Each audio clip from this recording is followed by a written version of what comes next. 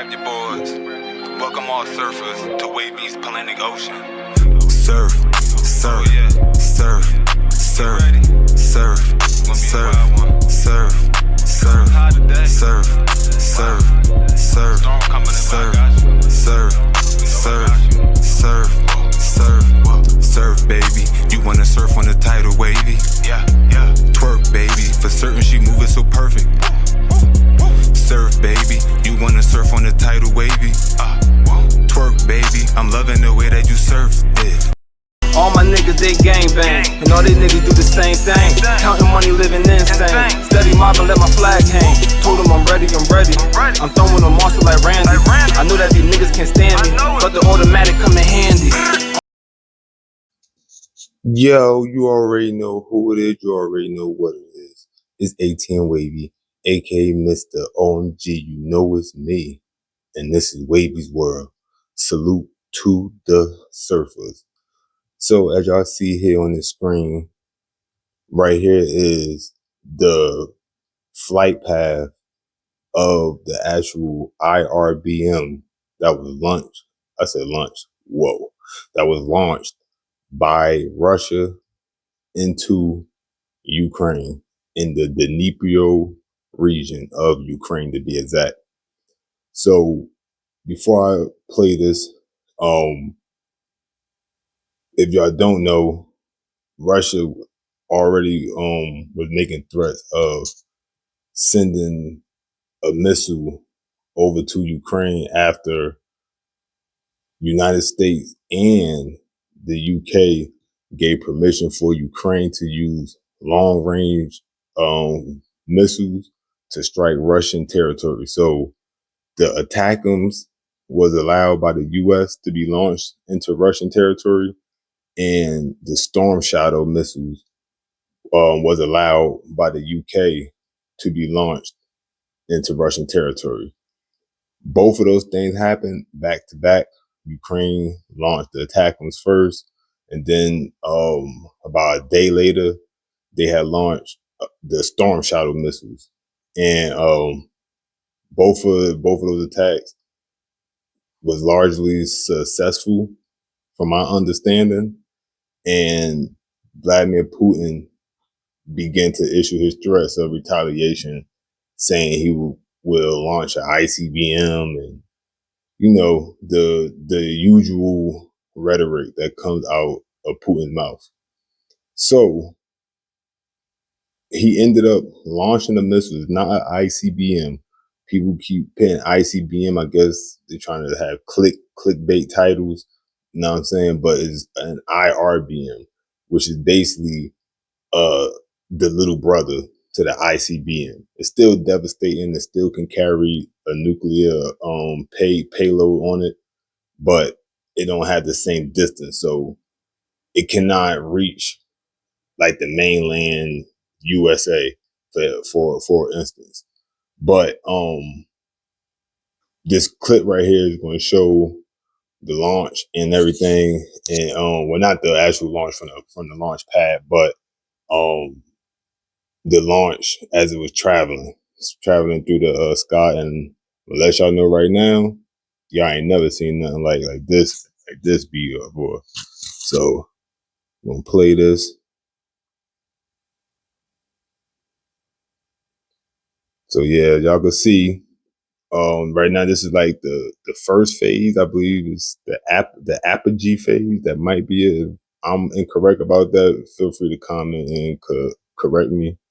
But I believe this is the first phase. Boom.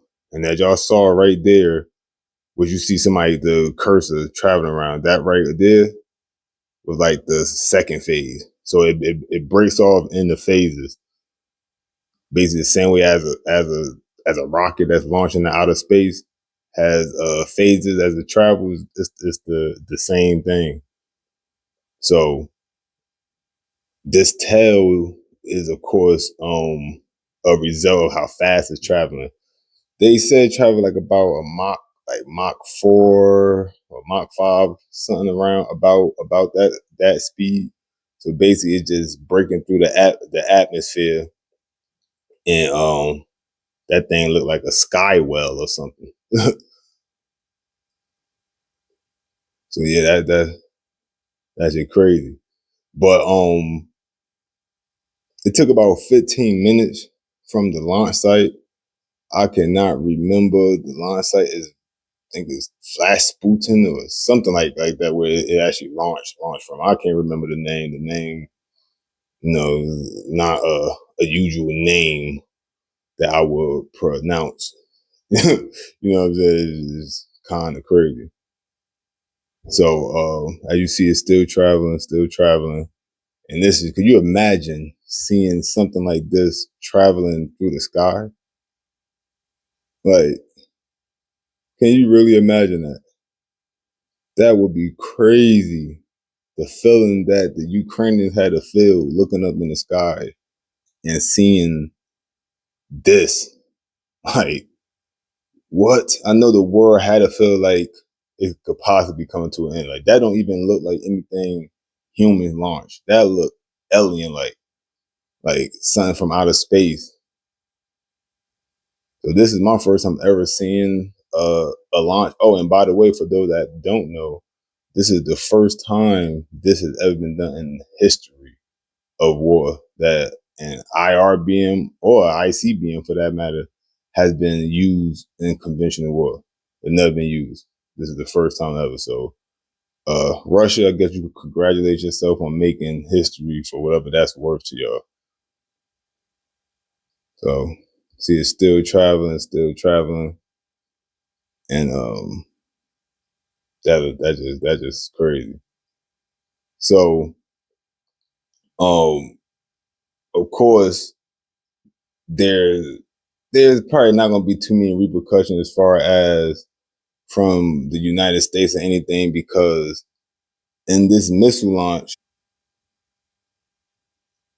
so now what we're seeing is, before I continue, what I was about to say was, because I had a little technical difficulty, I'll try to edit that out if possible, but it's not that serious.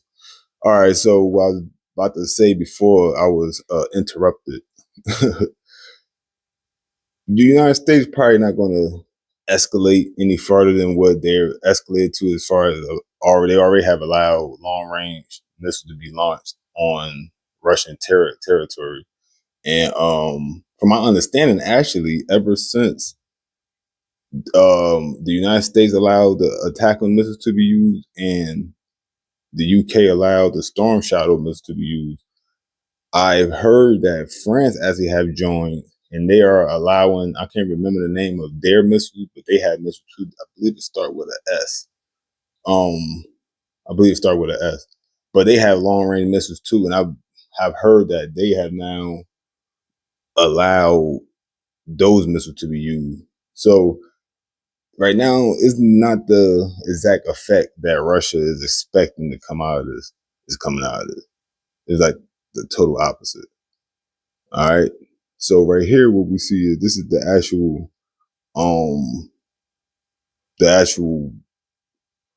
not warhead, but the actual individual missiles coming down. So I'm gonna go ahead and play this. It's just a small clip, but still, when y'all see this, it look even more frightening than watching that thing travel. So hold on, let's do this.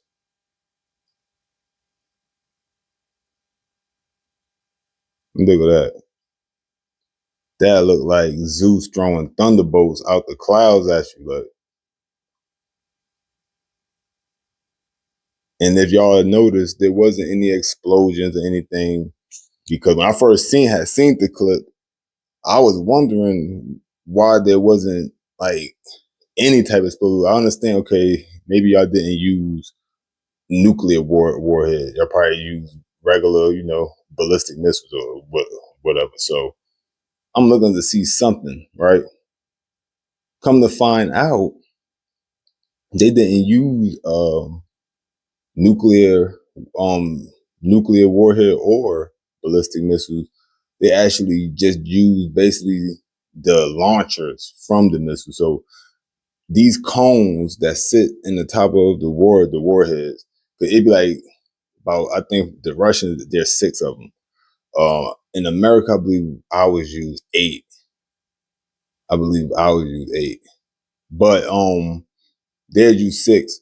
So when it's traveling, when it's about to get to its destination, is these cones that literally look like cones, and they form like a little circle at the very top of the actual rocket. Cause that's what that is. That most of the missiles, when you see them traveling with those nuclear warheads, and they talking about they do missiles, that huge part that you see on the back of those trucks that would make you think that that whole thing is the actual bomb is not. It's literally just in the very head of it, the very tip of it is where all the damage, all the things you need to be worried about is in the very tip of it. Everything else is just a means to launch it. It's the proper term is a delivery system. That's all that one is. So right now y'all seeing those individual cones re-entering, but they're empty cones.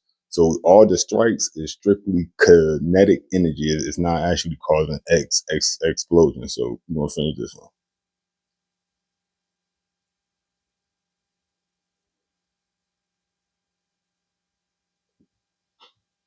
Look at that. So there's some of the damage. That was another video, just another angle of it. This is some of the damage that y'all can see. It's not that much damage. You know what I'm saying? It's not that much damage. This right here is supposed to be launching, well, possibly a part of the launching system. Possibly. We're not really sure because we don't really know too much information about this. What's it called? IRBM stand for intermediate range ballistic missile. If I am mistaken, that's what IRBM stand for. So we never really seen these type of weapons too much, and this is actually a new weapon by Russia. So we really don't know too much about the inner workings of that missile.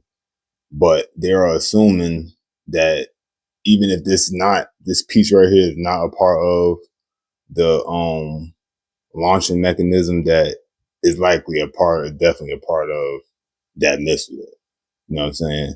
And I also believe there's serial number that they was able to get off of the pieces. So with that being said, I'm sure they could do whatever they have to do, and they could trace it back to the original source just to make sure it's not a piece of any other missile that been launched on Russia. So with that being said, like I said previously, early in the video, United States likely not going to escalate because, yeah, the image looked wild as hell, but the damage was very, very minimal compared to what it could have been, even if it was an actual ballistic missile. Not saying a nuclear warhead, but even a regular ballistic missile, ballistic payload would have did way more damage. So all the damage I saw was just the weight of it and the kinetic energy that was created from when it shot down out of the sky and it hit whatever it hit.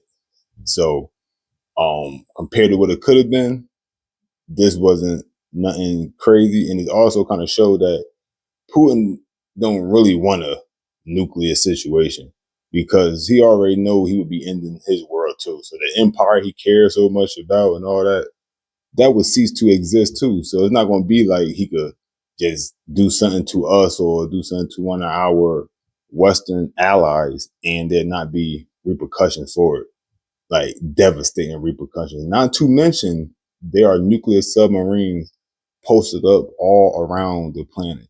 So not only would he have to worry about whatever we launch from the mainland and wherever our allies launch, he would also have to worry about them submarines that he don't know where their placements are launching their nuclear missiles, which will actually get to him faster than the ICBM that we were launched.